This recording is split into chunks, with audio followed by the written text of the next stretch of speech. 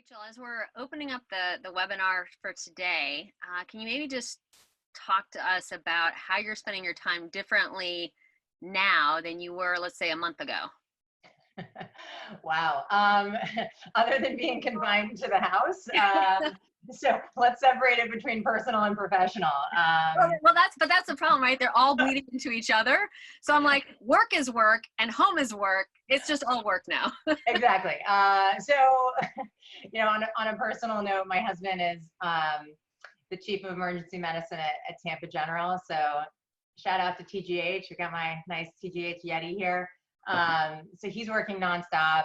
Even when he's home, he's on the phone. So I've become a full-time homeschool teacher to my three sons, aged 10, 6, and 4, which means they have varying degrees of success. But on the professional front, I'm trying to just, stay close with colleagues and, really listen with an empathetic ear to what they're going through and, share to the best that I can, best practices and, things that are important for today, but things that are going to be important for the weeks and months to come, right? We can't be too short-sighted. So, yeah. Well, that's also too, I think that we'll all learn from this, and right, our industry is changing as we speak, and there are a lot of initiatives in place, and some of those are being accelerated. So I want to kick things off. We are very honored to have Rachel Wein with us today. She's the founder and CEO of WeinPlus.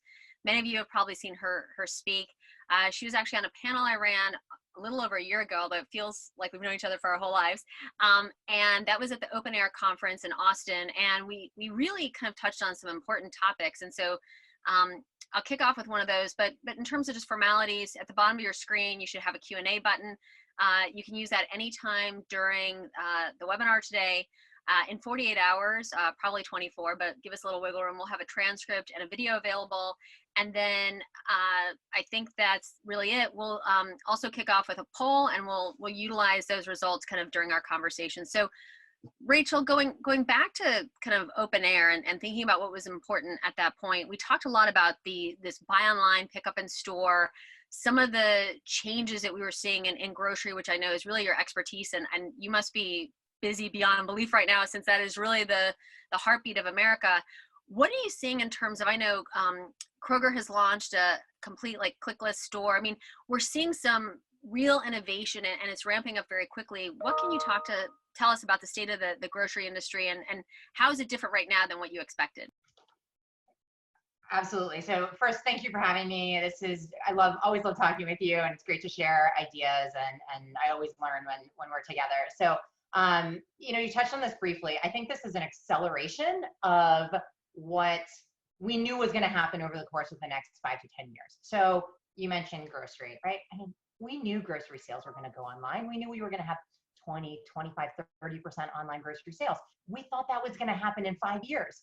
It might happen in 5 months, right? It might happen in 10 months. So these are the kinds of things that we're seeing an acceleration in. And look, the thing about grocery, we know everyone needs milk and eggs, right? So we know that now more than ever, but there's a certain feeling where if you're successful, maybe it's harder. It's, what is it, Clay Christensen's Innovator's Dilemma, right? If you're doing a good job, it's hard to really disrupt your own business model to go and do something completely different. So I think we saw that a bit in grocery, where we knew we had to go online. We knew we were going to need delivery options like Instacart. We knew we were going to need micro and macro fulfillment. So we're trying, Ocado or Takeoff or Fabric, right?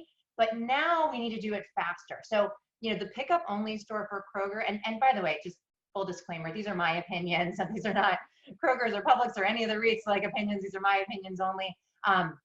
What a great opportunity to test, right? What a great opportunity to say, we're going to allow our associates to be manning the store inside. We are going to provide this pickup option for you.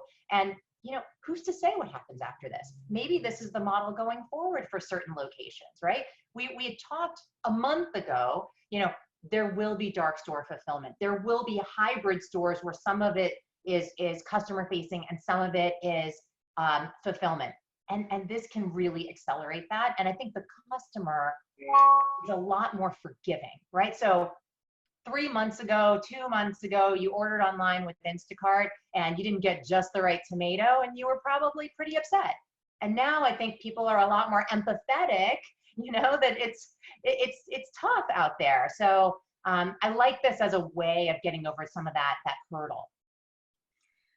The changes that we've seen, it's interesting. At the beginning of 2020, we talked to a large investor in shopping mall REITs, and they had talked about how it had been so much worse than they expected. And if you looked at the performance, and this was January, of those shares, you know, they were at a whole different level now. But their concern at that time was these grocery anchored centers, right? If we started to see more and more move online, what was going to happen with these grocery anchored centers? And obviously that plays into a few REITs in particular. What are your thoughts in terms of, you know, and this has been completely accelerated. So what happens now? So let me take that in two parts. So I think it's important to set the stage that there are 60,000 grocery anchored centers, maybe not grocery exactly, but neighborhood centers, mostly grocery anchored.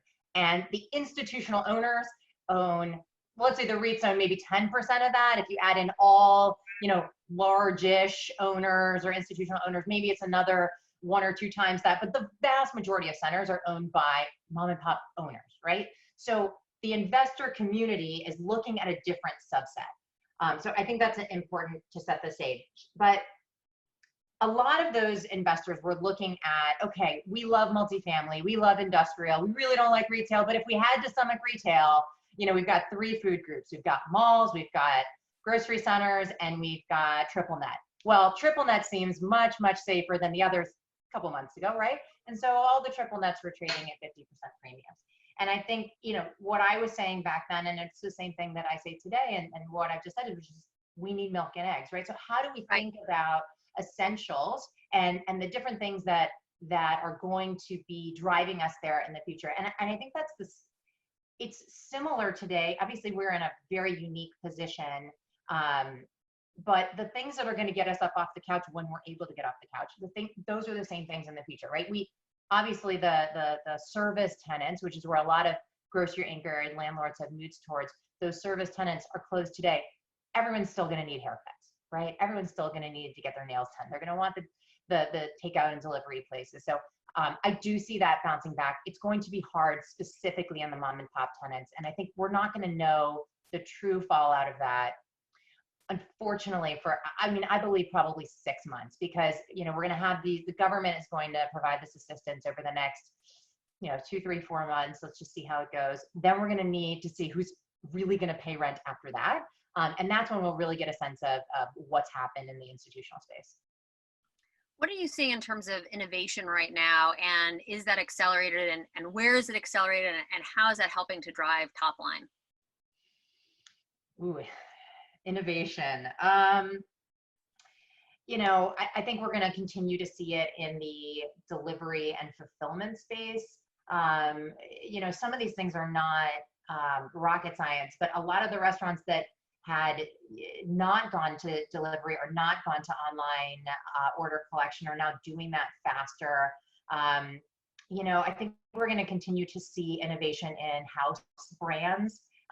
You know, as margin is squeezed in many sectors, especially, you know, CPG and grocery. I mean, there's going to be more margin opportunities there for owned brands. You know, Kirkland is a $38 billion brand that's huge for Costco. Simple Truth for Kroger, a couple $2 billion. Target's Good and Gather brand doing fantastic in their first year. So I think we'll continue to see that. And also, let's take it maybe a different way, the monetization of intellectual property. So, you know, we talk about this a lot. I mean, obviously Amazon Web Services is, you know, the mother of all examples of using intellectual property. But you look at a Starbucks mobile order and pay, it is clearly the gold standard for mobile order and pay. And now they are licensing that to other restaurants. Certainly they're licensing it to SIBO and other airport facilities. I'm sorry, excuse me. Amazon Go also licensing their technology to airport facilities like SIBO. So these are the kinds of things where if you've developed something internally that has value outside, it doesn't necessarily have to be, I'm selling this SKU today. Even with your stores closed, you have the opportunity to have that service provided elsewhere. Ocado is a great example of that. Right. So right now I'm on a lot of calls with a lot of senior executives, and it's kind of, we're doing three things, right? We're canceling all of our orders, we're not paying rent, and we're canceling marketing. And all of those have implications. Not paying rent, how does that kind of trickle down, and where do we see the end of that, and what happens as a result? So we're still kind of sorting through. We're recording this on March 31, so we're going to find out really, really soon who's going to pay rent. And from a best practices standpoint, I'm happy to go through what I'm hearing in terms of and what I think are the best practices around the discussion of rent relief and abatement versus deferment and those kinds of things, if you think that would be helpful. Yeah, that'd be great. Okay, so I think first and foremost, you have to acknowledge the problem, right? That's the first step. If you are getting, everyone is getting rent relief requests. So acknowledge that you've received them, provide as much as you can resources to those tenants. So getting back to, the REITs own 10% of the total amount of grocery anchored centers.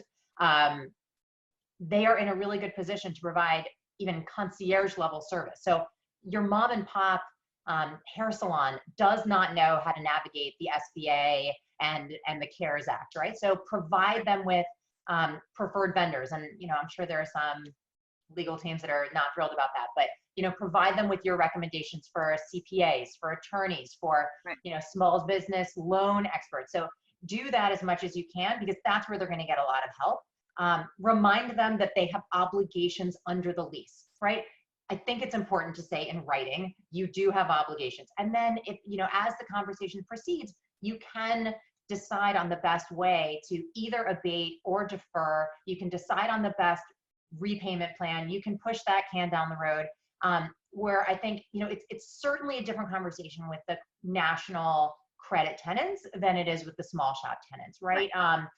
Be as generous as you possibly can with the small shop tenants. And, I think you want to really look at, with the larger national tenants, one of the things, Deb, we talked about last year at Open Air is partnership.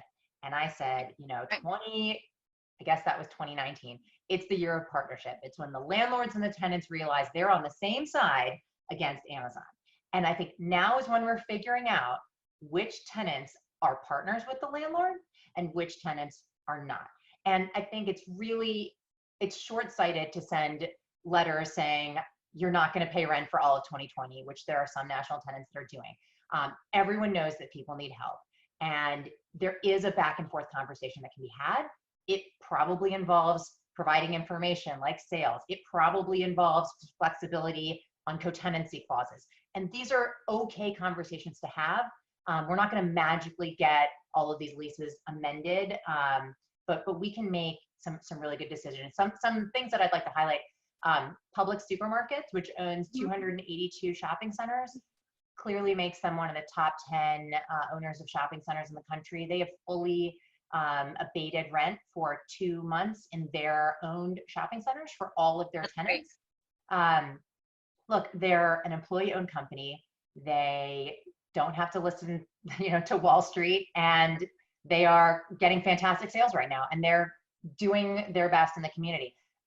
The public REITs do not have that luxury, but we are seeing in the private community, in the not-for-profit community that are large retail owners, we are seeing significant deferrals and some significant abatements as well. Yeah, I think we're hearing kind of the standard right now is 2 to 3 months, because I think this is going to be the most challenging time for retailers. And the poll, I think what's and I'd love to get your feedback on this, kind of what percentage of small shop tenants do you expect to close by year end? The poll said 50%, which is a lot when you think about SMEs, and they're a lot of the flavor of our retail landscape. What can all of us do to help? Wow. So I'm looking at the poll now. I don't know. Gosh, I really hope it's not 50%. Oh no, so I'm reading the poll a little bit different than you. I'm reading the poll as 20%, that 50% of the people believe that 20% will close. I just want to double check where we're at.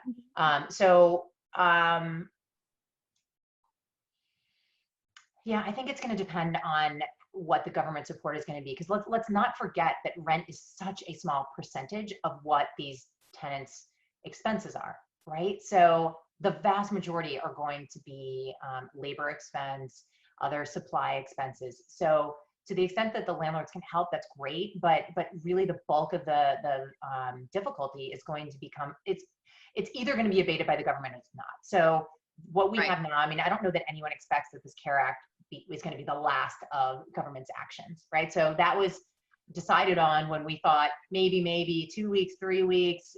You know, I think we are going to see additional action from legislature that's going to push these benefits out, as you said, 2, 3, 4 months. And that's what we're going to be dealing with, because the question really is going to be how quickly are we going to come back to some sense of normal? And maybe, you know, Deb, I don't know what kind of feedback you have in the Asian markets. Some countries are going back much quicker, some much slower. So I don't know how we can learn from those communities to see how quickly are we going to feel comfortable with doing some of the things we used to do. Well, I think that, right, and I'm sure you saw the PMI number came out of China yesterday, basically back in recovery already. But in China, right, we didn't have any layoffs, and so that continued demand. Right. And you know, I think it was just a whole different kind of safety net as well, and also because the online is so much more sophisticated. And I don't mean just in terms of percentage. It's also, right, like live streaming and, you know, kind of social commerce and, you know, kind of KOLs who are influencers here, but also KOCs, right, like key opinion customers.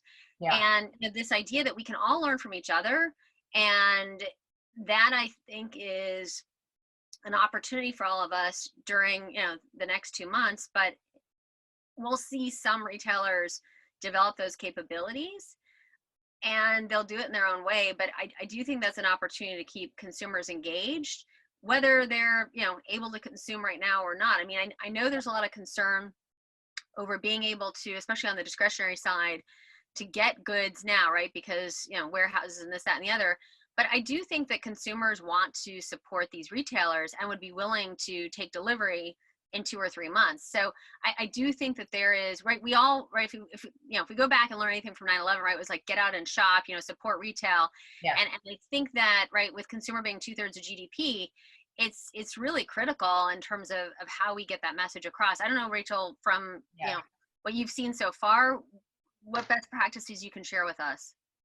Well, I mean, I definitely agree with you that social commerce is on a whole different level in Asia than it is here. And it would be, you know, getting back to your innovation question, it would be great if we saw, you know, some more extensive forays into social commerce here. There's a lot that we can be doing from our couches.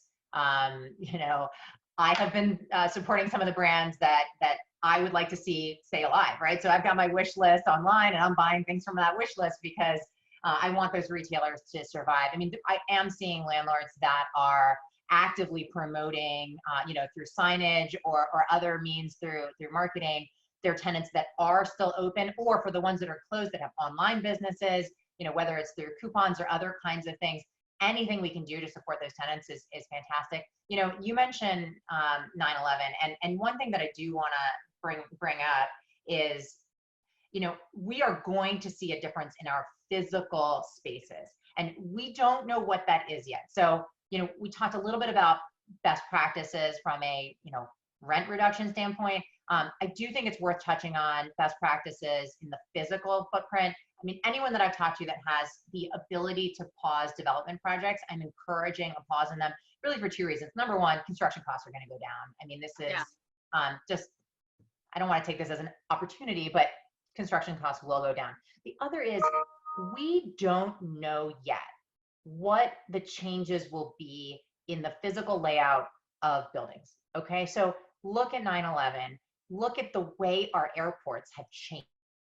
Functional obsolescence in our buildings today, we don't know the extent of that yet. So, you know, I had a conversation with a large mall owner, and they said, you know, we've paused some development where we can, but we're still continuing on with, you know, some smaller developments for example, a new, a food court remodel. And I said, what if those kinds of things, even those kinds of things change? What if major entrances to malls have sanitation stations? What if they have, heat sensing cameras? My husband's hospital has just installed these special cameras where everyone that walks in the door is scanned for their temperature. And if it's out of some kind of a normal range, they're then filtered over and go through a second level of screening. What if our major public gathering spaces have that? What if we have significant changes in food court capacity, right? What if you're not able to sit within 6 feet? What if tables now have a maximum of 4 people, as you see in some Asian communities? What if we have additional sanitation for the kitchen areas in the back? So I do think it's a little bit too soon to tell how far that goes and where it's going to take us, but surely there will be some permanent changes to our buildings.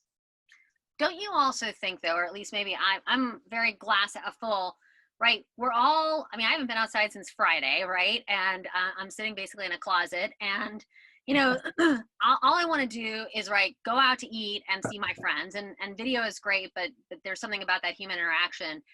And I do think that there will be pent up demand. Now, it may be at lower price points than it has been, but if we take any lessons from China, right? I mean, there are literally lines around the building for a lot of the luxury companies, and we're seeing kind of a very fast snap back. And once again, there was all this kind of digital interaction with our customers along the way. How do you think, I mean, and should we think about like a shopping holiday, right? We all made it through this, like, let's get out and shop and support, but like, let's get out and have some fun, right? I mean, I think we can all use a little fun right now. Yeah, I mean, I think there's a bifurcation there, but certainly for the luxury community, I mean, there's, I think, going to be some celebration that we're all still alive, so maybe this isn't quite as bad as everyone hoped it would be. No, I mean, sorry, not hoped, but maybe it's, maybe all of these are social distancing things that we've done are going to really pay off, and we'll get to have that experience. I certainly hope so. I hope communities like Hawaii, where 40% of their economy is tourism, I hope they're going to get these luxury shoppers back, and they're going to be buying, 400 Hermes bracelets at a time. So I think it's certainly possible. Maybe we need some new Singles Day type holiday. But I think that you're right. There's going to be pent up demand. I'm really curious to see what happens with the fitness side. We have a lot of subscription, even in-person subscriptions, like in Orange Theory, that are now providing online classes. I think we'll probably see the shift for some SoulCycle users to now buy a Peloton bike. Those people will not be going back to SoulCycle Right. because there's no sense in paying for both. But I'm not sure that I have enough information yet to really make informed guesses. But I do think that there's going to be some self-care and some some thinking about those things and some acting on this. I personally am mostly supporting CPG companies right now, but even with those, I mean, recent numbers we have, General Mills reported cereal sales up by 50%, ConAgra 100% increase in sales, and so that's a little bit of a shift. It's a little bit of a shift away from fresh that we've been seeing in the recent years. Right. Well, but it's really interesting, right? If you think about it, I mean, according to our numbers, right, food at home and food away at home are about a $1.1 trillion industry here in the U.S. And if you think about half of that, just about half, right, has been at home. And now for the most part, it's all at home, right? And now those are at lower, kind of out the door prices, if you will. We assume about 1/4, but that's still a huge amount of volume moving into a channel that is, I think, doing an amazing job at handling this fluctuation. Maybe you could talk about even just best practices you've seen and how these companies are handling this huge increase in volume, and what kind of interesting approaches have you seen them take as it relates to their physical stores? Gosh, I mean, we have sneeze guards now at cash registers, right? So just about everyone in the country. But, I've seen some additional moves to self-checkout that had maybe been a little bit hesitant to use that before. Some of this has just been keeping up with demand. So I think the grocers have really done such a fantastic job. The existing associates, new associates, the way they've been you know, having special hours for vulnerable populations, the way they've been sanitizing. You know, I don't know that I can give an exact answer on what are they doing to change right now. It's really about living the values that they've always had, but doing it in a way that is just above and beyond. So, you know, I shop locally at Publix here near my house. Obviously, I'm close with that team. The Kroger associates also. I mean, they are doing everything that they can to continue to keep this country fed. And I think there's no amount of thanks that we can really give them that's sufficient. So I think that's important there. The food at home, food away from home, you know, there's some nuance there. There's certainly, you know, Blue Apron, everyone was ready to write them off, you know, and now all of a sudden, like, people want to have that at home. But I think this move from fresh to prepackaged is interesting. You know, people want comfort food. I ate an entire box of Cheez-Its yesterday. So, you know, people want to have these things that, you know, Kraft mac and cheese and, you know, frozen meals. And, you know, what you know for sure is nobody sneezed on that tomato, you know? So I'm finding that I'm buying prepackaged things more.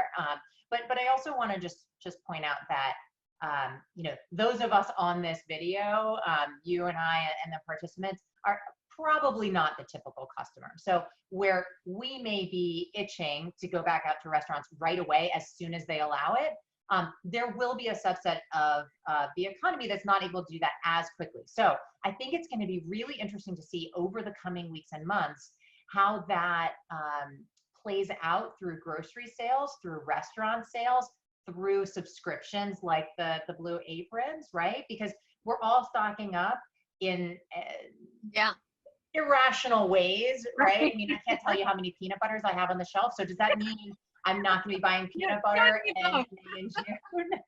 I'm not a hoarder. I'm not. I'm probably throwing out more than. I don't even really like peanut butter, mind you. So. But what are the things that are good in a disaster? Peanut butter is good in a disaster. But,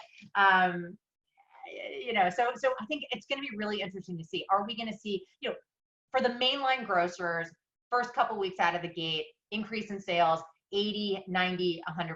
Settling in, increased at, you know, 15 to 20% year over year. Some of the specialty folks are at 50%. You know, I'm hearing stories about teams making their bonuses early. You know, this is good to see for the grocery retailers, and it's good to see how they're supporting the economy. But what's interesting, right, is that, you know, if we want to kind of call out some of the, like, what Walmart and Target have been doing in terms of curbside and pickup, right? I felt that there was this opportunity to develop a real relationship, if you will, with the person, right? If we want to think about social commerce and the future of commerce, and right now I understand we're all just trying to kind of fulfill the orders, but to me it seems like there is a greater opportunity in terms of how we think about, right, these great new technologies and BOPUS and all of this, and how we extend that relationship from the store into the car, into the trunk. And, you know, if you think about it, right, you used to have like the traveling salesperson. Now you have the person who brings the stuff to your car, right? Yeah. They can tell you about what's on sale, what's new. They can say hi, maybe at 6 feet away, but you know, there is this opportunity, right? And we all crave social interaction. We want to know what's new. We want to feel hip and cool. And I do think that these, you know, maybe unheralded, you know, kind of, you know, folks that are working at the grocers, I mean, they are really kind of becoming more of a fabric of our everyday lives. And so I think that there's a lot of opportunity. I want to, Rachel, you are a very popular person. We have very many questions, and anybody who hasn't had the chance to kind of drop in the Q&A at the bottom of your screen, I'll run through these and we'll get through as many as we can. So let me kick it off. What are you hearing about April rent from retailers? What are your predictions for retailer LL Health through April? So, you know, I'm hearing, I think April is a really critical month. There are going to be some tenants that are going to pay April that may not pay May. There's a lot of tenants that have already sent letters, national tenants, that they're not paying really for a long, long time. And, you know, my philosophy is let's deal with April in April, let's deal with May in May, because things are changing just so quickly. I think we don't really know when we're going to get out of our houses. We're pretty sure it's not going to be in April now. Landlord health, I'm going to be looking to see who pays in April, because the health of these landlords, it's going to be delayed a little bit, right? So we're not going to know some of this for some time. I wish I had more to share. I will say that, there's some sense, even if you're open, your sales are still dramatically changed, right? Yeah. Groceries up, restaurants are down, even if they're doing takeout. So I think we really need to bucket the tenants into categories and deal with them. If you can't deal with them one-on-one on each individual tenant, at least deal with them in categories. Multifamily has the Fair Housing Act. They have to deal with everyone the same. Retail doesn't have to deal with everyone the same. Right. Right. That has been 15 days late on their rent forever and ever and ever, and now they want these special deals. You don't have to deal with them the same way that you deal with someone that has always paid on time and has been fantastic and is now in a tough spot. Thank you. What effect will online order models have on the breadth of category product offerings we now take for granted? How will new products break through? Great question. It's interesting. I've always I'm curious to see how some of those like last minute things like gum and Tic Tacs, like how do some of those things fare, those impulse buys? I haven't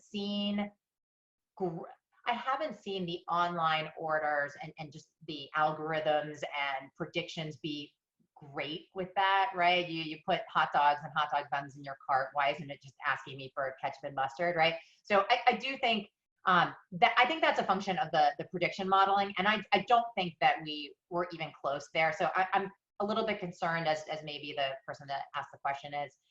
Too soon to tell. All right. What are your views concerning co-working, flexible workspace in the mall environment? COVID-19 crisis is making companies rethink dense urban core locations for the office.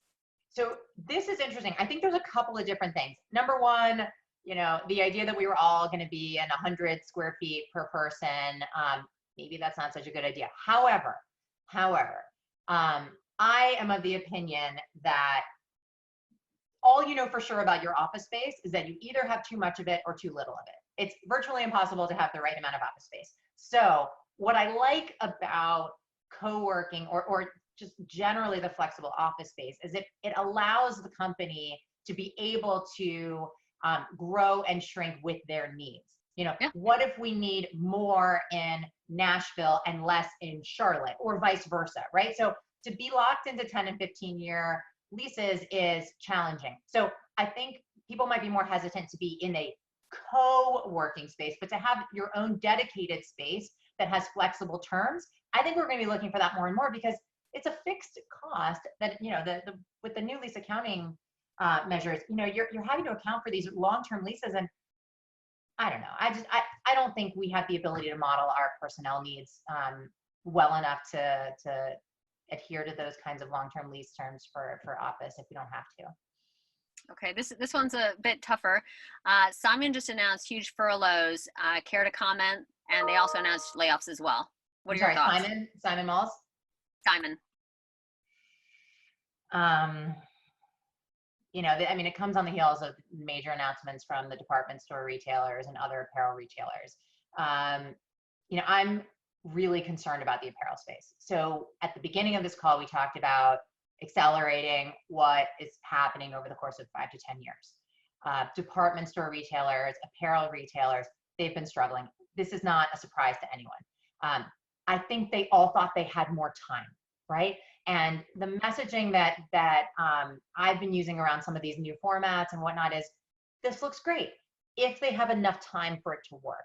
And for some of these retailers, unfortunately, the time just may be up. So what does that mean for a mall operator? Today, tomorrow, it doesn't look good. I think they're going to be looking to the government for support. And if the government doesn't give it to them, the market's going to take care of itself, unfortunately. In terms of functional obsolescence, what are the opportunities here going forward? There were malls that were changing from more of a traditional department store anchor model to more of a big box model. So if you're a mall that had a JCPenney and a Sears and a Macy's, and you were putting in, we got back the Sears box and we've been debating between a Target or a Walmart.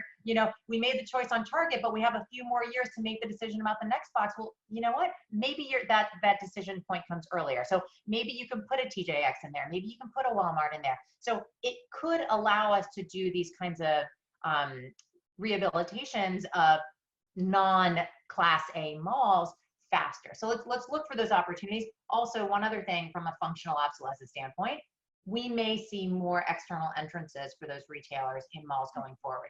They have the ability to stay open when the mall closes. So I think we're going to be seeing more of that. Whether this ever happens again, doesn't really matter. One guy tries to blow up a plane with a shoe, and now we all have to take off our shoes. So whether we ever have another pandemic or not, we're going to see more of those things. Yeah, and I think we've been seeing outlots used and real changes in terms of how we think about, access beyond the mall hours. That's an excellent point, and one that I haven't seen brought up yet. So that's great. All right. How do you see the omni-channel strategies of retailers evolving during the COVID-19 pandemic? And as a result, how will this affect the retail landlords? That's a great question. This actually brings me to, and you and I've talked about this, I think a lot of folks are looking at the Placer AI data. We don't have great sales data on a day-by-day, week-by-week basis. Placer is gauging foot traffic. Foot traffic is not a corollary to sales. Okay, so we know there are significant sales online. We know there are different basket sizes now. So the reality is we have not found the right KPI for landlords to gauge online sales. Landlords are also not spending the money that the retailers are spending to provide those online sales, right? Landlords are not putting in these robotic distribution centers, right? So we all have to balance those things. But I see a world where we may take, so if you are, I'm just going to use a grocery example. If you're a grocery store that has fantastic sales per square foot, you are not going to take 20% of that store and dedicate it to a micro fulfillment center. You should not take 20% of that store and dedicate it to a micro fulfillment center. What you should be doing is looking at stores that are average performers, maybe slight underperformers, but are in close physical proximity to high performers or to areas where we believe we have an excessive amount of online sales or delivery. And you should take that underperforming store or average performing store and say, what if I could get 80% of the sales of that store in 50% of the square feet and take the rest of that 50% and dedicate it to micro fulfillment and have more of a hybrid store that is both customer facing in a smaller format and online facing. Then you have the question, and I don't know the answer to this yet.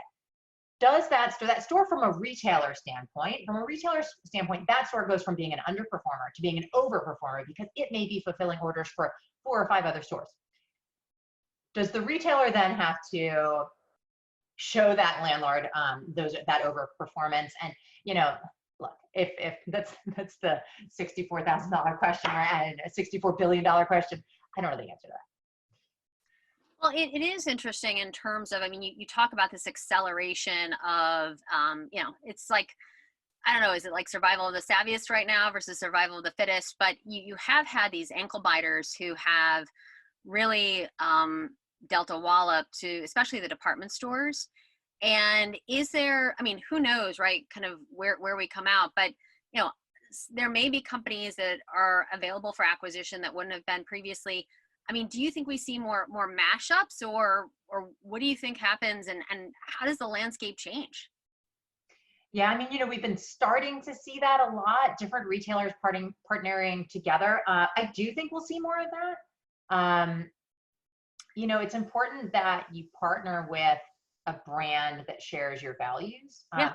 I do think that brand is going to matter more. And that is something that could really be a major shift. Is I do think we were trending towards people moving away from brand affinity and more into price sensitivity, or maybe they were searching Amazon for retinol, not a particular brand of retinol. And I think people are going to be forging relationships with brands right now while they're at home. They're going to see what brands are stepping up, what brands are contributing in the community, what brands are doing things differently. And I think that those relationships are going to stick. I think people are going to feel affinity to the types of companies that are doing the right thing in this environment. Well, it's fascinating. I mean, look at Target, who in a very short period of time has significantly increased their penetration of private brand. And, some of those brands have real meaning and have changed the lives of people, like Cat and Jack, which is adaptive. So I think that we're still early in this journey. We've definitely, if the brand has strong DNA, I think it's resonating incredibly well. And in this environment, we have an opportunity to have, kind of a greater relationship with the customer than maybe they had given us permission to before. Yeah. Yeah. I mean, I think it's also going to come down to, who do you want to invest in? What are the retailers that are going to win? That's the same bread and butter as it's always been. It's right. The companies that have been diligent and thoughtful in maintaining a strong balance sheet, right? And those are the companies that are able to withstand the storm. They are going to be the ones that are going to be partnering with the other retailers in those same categories now. And I think we're going to see a massive bifurcation between retailers that, were able to withstand a rainy day and those that were not. So we might see big fallout in the direct-to-consumer brands and those newer brands that, it's been scale at all costs. And, they just don't have a runway to withstand these kinds of storms. Probably we'll see some acquisitions of some of the major brands, acquiring some of those smaller struggling brands. And that may be how we see these mashups, right? Right. All right. So great question. On the retail side, have you seen any retailers that are continuing to push forward on new deals and store openings? No. I have. I'll tell you. So of the retailers I've spoken to, there are many who had new stores, new formats in process, and everything is, well, also too, if the mall is closed, there's not a lot that can be done. And a lot of, kind of non-necessary construction is also stopped. So yeah, I would, exactly what you said is what we're seeing. All right, we have a lot more questions, so I'm going to talk a lot faster. In light of some forecasts projecting unemployment rates hitting anywhere from 15 to 30%, will this force landlords to adjust rents that better represent the reset to new levels of demand? Maybe, but I think it's going to be both unemployment and physical footprint changes. So this kind of gets back to some of the restaurant things, so I'm going to go out and I'm going to shop. I'm going to go out and I'm going to eat at restaurants as soon as I can. If I had lost my job, if I was, not able to do that, it's going to happen. If I was a restaurant and I had 10 servers and now all of a sudden I only need 6, even when we're all back out, I only need 6 servers and it takes 6 or 8 months for me to get back to needing 8 servers or 10, that's going to have a drag on the economy. The other thing is, if we end up with occupancy requirements that are less, right? So rent is generally a function of sales. If all of a sudden my restaurant maximum capacity is half or a quarter of what it was before because the government regulates that we have to have new distancing guidelines, or I'm Best Buy and I'm only allowing 10 people in my store at once, these are the kinds of things that are going to have a massively negative impact on sales. Though we may see these sales, many of those sales go online. Rent is still going to have to be a function of sales. So we're just going to have to figure out how the physical footprint and the requirements are going to change, and that may impact rent. Sorry, Deb, that will then translate into the valuation, which is why, obviously in commercial real estate, our buildings are only worth what someone's willing to pay us on a monthly revenue. So how does that impact valuations going forward? Again, we are 6 to 9 months away from knowing that. We don't know who's going to pay rent. We don't know how much rent they're going to pay. We don't know how regular that's going to be. It's going to take some time for this to float through to valuations. So I'm going to ask you a tough question. So right now, we're looking at about 12, well, as of the end of 2019, we're at about 12% online sales. And what would be your prediction at the end of 2020? Where will we be for US retail? That includes Amazon? Yes.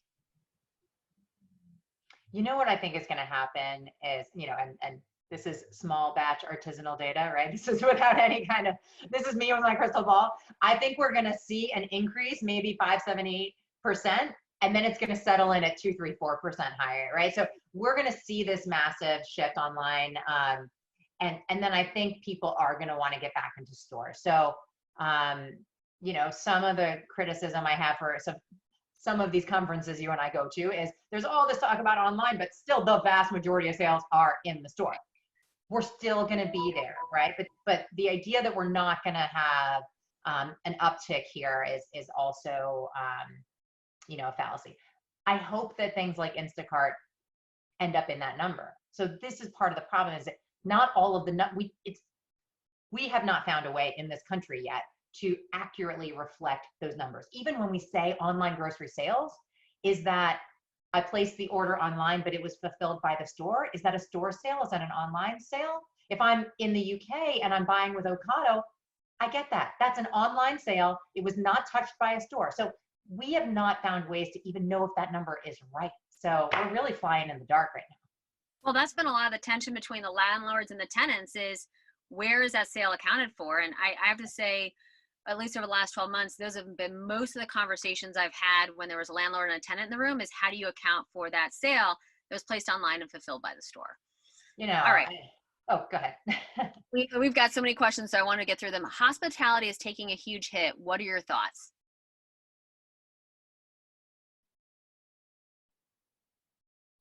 I don't know enough about hospitality. Let's. I'm going to pass on that one. Okay. Rachel, you mentioned landlords as partners with tenants. What do you see as this is a great question, first 3 things that tenants and landlords should be partnering on for ongoing success once the curve is flattened and stores reopen? Thank you. Transparency of sales. Flexibility with co-tenancy. Shared marketing budget. Great. All right, you heard it here first, folks. All right, last question. What do you see as the long-term effect to restaurants, mix of dine-in versus takeout, relating to the value that local restaurants bring to landlords and commercial centers?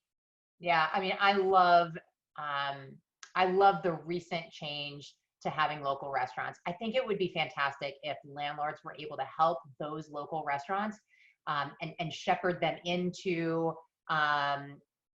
ordering online and fulfillment in that way that the national guides have been doing for a long time.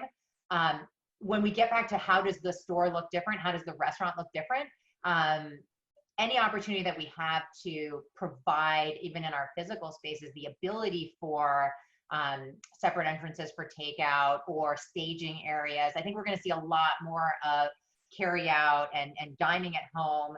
And that's going to be something that's going to change the way our stores look. And anything that the landlords can do to help shepherd that process, I think will be great, because every sale is a sale that we want to have.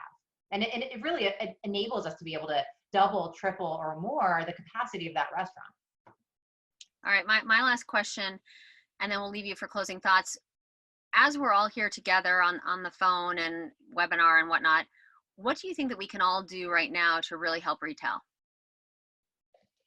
I think we should be doing everything we can to reach out to all of our tenants, large, small, national, local, and see where we can be of service to them. Our job as owners is to be of service to our communities and to be of service to our tenants. And we need to keep that in mind, and we need to provide as much guidance as we can. And even within our community, if you are a national retailer that is open and you can provide service to other retailers, in the centers where you're operating, if you're a national landlord and you can provide some best practices to some mom and pop owners of real estate, we are, for better or for worse, in this together. And I think that we're all going to learn a lot, and we're going to be able to take that forward. So I think that's really important.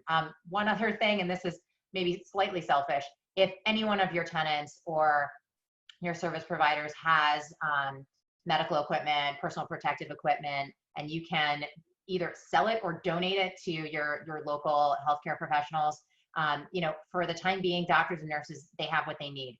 A lot of the folks do not have what they need, and some of those are the environmental support staff, the transporters, the paramedics, the fire departments. So anything that you can do in the community, please do that. Great. Rachel, thank you so much. We really enjoyed this and learned a lot, and look forward to having you again soon. Thanks, Deb.